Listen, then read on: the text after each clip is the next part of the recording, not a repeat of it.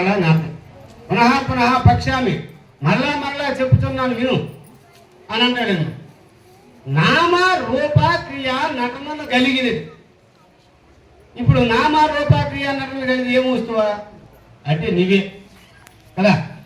బ్రహ్మముగా ఉన్నావు నీవే, అవ్యక్తంగా ఉన్నావు నీవే, మహత్తుగా ఉన్నావు నీవే, మహదాంకారంగా ఉన్నావు నీవే, పంచ తన్మాత్రలుగా ఉన్నావు నీవే, పంచభూతమైనటువంటి స్థూలదేహముగా ఉన్నది నీవే, ఇందులో దేహిగా ఉన్నది నీవే, అంతా నీవే, నీకు మినహా ఏమి లేదు.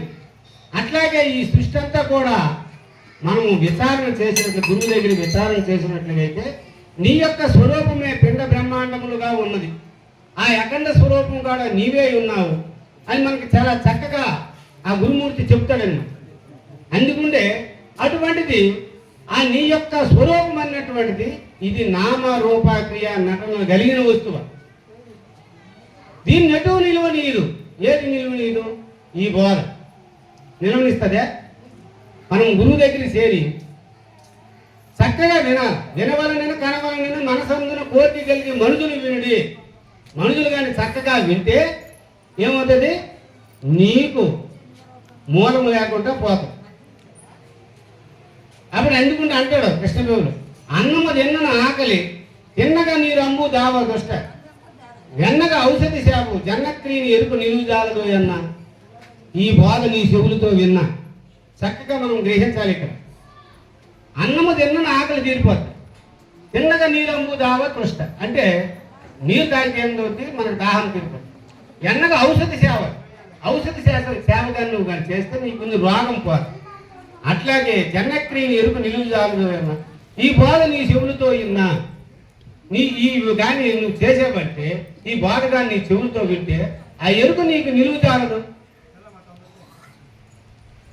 ఇంత ఇక్కడ ఏమి చాలా చక్కగా ఈ కందార్థాన్ని మనకి చెప్పాడు అనమాట.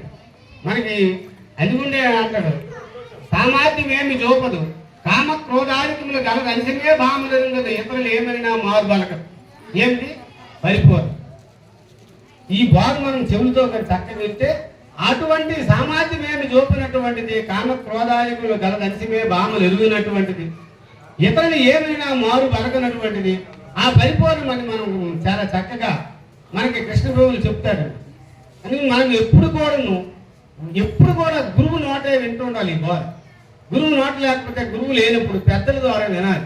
పెద్దల ద్వారా వినేటప్పుడు మనకి బోధ గురువు లేనటువంటి చాలా చక్కగా చెప్పి ఈ ఎరుకంటే ఏమిటి, పరిపూర్ణం అంటే ఏమిటి అని చక్కగా చెప్తాడు. అందుకుంటే గురుమంత్రముచే నిలువని ఎరుకను పరిపూర్ణ మనసు ఎరుకై ఉండిన వారిని తెలియాలనికి జోలి మాను ఎరుకు లేని ఆ జోలి పూను అంటాడు. మనం ఎప్పుడైతే గురువు గారి సేవ చేస్తే ఈ ఎరుకు లేని ఆ జోలి పూను, గురుమంత్రముచే నిలువని ఎరుకను పరిపూర్ణ మనసు అంటే ఇప్పుడు చాలా మంది అదే పరిపూర్ణము, ఆ ఎరికే అంటే బ్రహ్మాండ అతీత స్థానం ఉంది, అక్కడ కూడా ఏముండవు. మనకి ఇప్పుడు భద్రారామ శత్రువులు చెప్తాడు, నిత్య నిరాకార నిరుపద్రవ అఖండ నిర్మల నిర్గుణ నిష్కలంక నిష్కర్మ నిష్క్రియ నిస్సంగ నిర్ద్వంద నిరుపమ నీరేంద్ర నిర్వికల్ప నిష్ప్రపంచ నిశ్చల నిశ్శబ్ద నిర్వచనానంద నిర్వికార నిర్విశేష ఆచించే నిరతిశయానంద స్వస్వరూపముని సంశయముగా వారి జాసన కైలాస వాసవాదులకనైన వన్యంప నలమిగా అంటారు. అంటే ఈ స్థానం కూడా అక్కడ ఏమీ లేవు. ఇప్పుడు కృష్ణుడు కంగారం చెప్తారు ఏంటంటే, ధ్వని మొదలుగా తన్మాత్రలకు అనుగుణంగా లేశమైన గానిపించిన చోటు బట్ట బయలుగా గని అంటారు. అంటే గురుస్థానం దగ్గర కూడా ధ్వని మొదలుగా తన్మాత్రలు ఏమి లేవు. అలాగే పరిపూర్ణములు కూడా ధ్వని మొదలుగా తన్మాత్రలు ఏమీ లేవు. అందుకని ధ్వని మొదలుగా తన్మాత్రలు కనుగొనగా లేశమైన గానిపించిన చోటు బట్ట బయలుగా గని, ధ్వనిముఖ తన్మాత్రలు ఉన్నదానిని ఎరుకుగా గని. కానీ ఈ రెండింటిలో దేనిని ఎరుగుగను ఉనికి కలిగిన ఎట్లు గనుని సమ్మతి చేయ జనులకు సత్యమనసు అనరాది వినరాదా.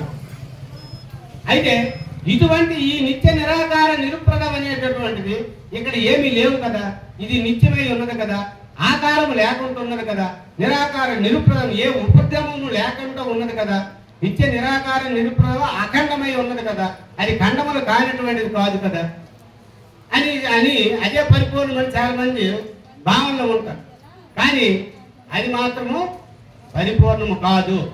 అది కూడా ఇవన్నింటికి అఖండమగు ఎరుపు రూపు గణరానా తండ్రి, ఇది తెలిపిన గనుడే తల్లిదండ్రి, ఈ సందు విడదీయాలని. ఈ అఖండమైనటువంటి పరిపూర్ణం అన్నవా నువ్వు పప్పులో కాలేసిన, కాబట్టి అది పరిపూర్ణము కాదు. అది ఈ రెండింటికి మూలమై ఉన్నది. దేనికి? పిండ బ్రహ్మాండాలకి మూలమై ఉన్నది.